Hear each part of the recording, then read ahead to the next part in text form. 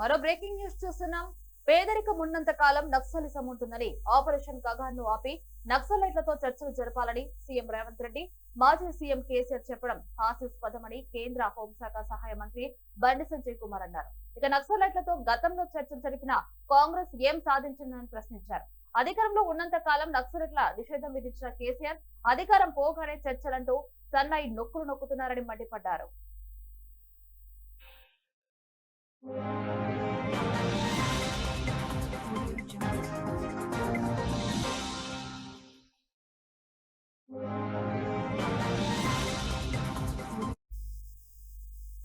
నక్సలైట్ల సమస్య సామాజిక కోణంగా చూడాలని మాట్లాడుతున్న పౌర హక్కులు మానవ హక్కుల సంఘం నేతలు మాట్లాడటం సిగ్గుచేటన్నారు.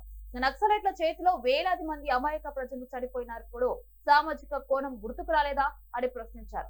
నక్సల్స్ దురాఘాతాల వల్ల దాదాపు 50,000 మంది చనిపోయారని ఆవేదన వ్యక్తం చేశారు.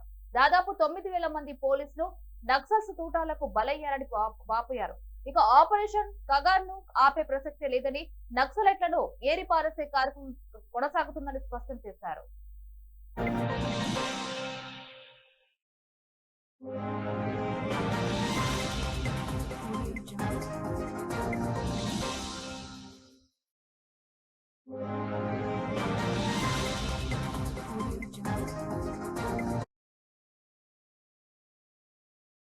అమిత్ షా గారి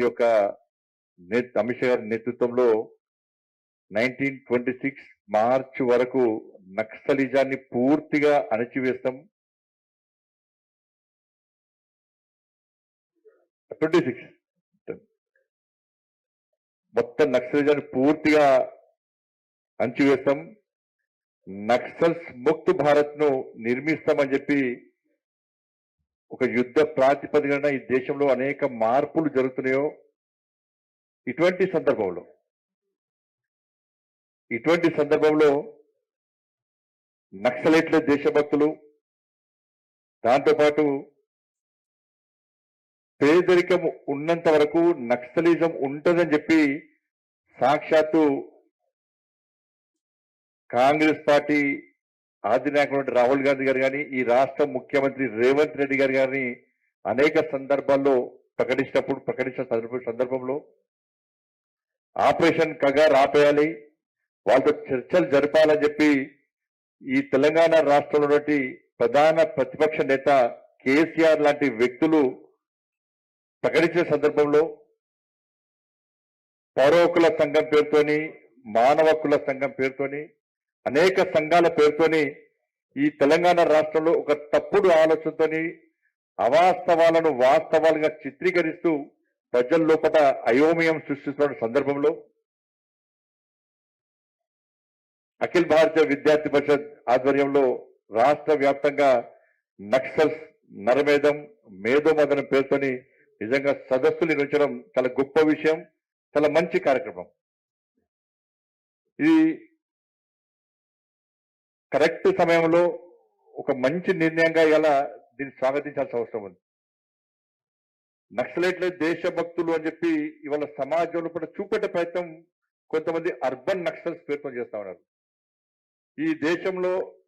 ఈ దేశంతో సంబంధం లేకుండా విదేశీ సిద్ధాంతాలను పుడిపుచ్చుకొని దాంతోపాటు భారతదేశంలో భారత జాతీయ పతాకాన్ని ఎగిరేయొద్దు, ఎగిరేస్తే చంపేస్తామని చెప్పి సాక్షాత్తు అఖిల భారతీయ విద్యార్థి పరిషత్ కార్యకర్తటువంటి సామా జగన్మోహన్ రెడ్డిని హత్య చేసినటువంటి నక్సల్స్ ఏ దేశానికి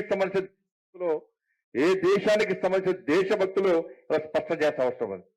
ఈ దేశ సిద్ధాంతాలు కావు, ఈ దేశ జాతీయ పథకం ఎగిరేద్దంటారు, ఎగిరేస్తే చంపేస్తామంటారు, చంపుతారు. వీళ్ళు ఏ దేశం కోసం పనిచేస్తున్నారు, ఏ దేశ సిద్ధాంతం పనిచేస్తున్నారు, వీళ్ళు ఏ దేశానికి సంబంధించిన దేశభక్తులు, దాని మీద చర్చ జరగాల్సిన అవసరం ఉంది. ఇవన్నీ చూసిన తర్వాతనే నరేంద్ర మోడీ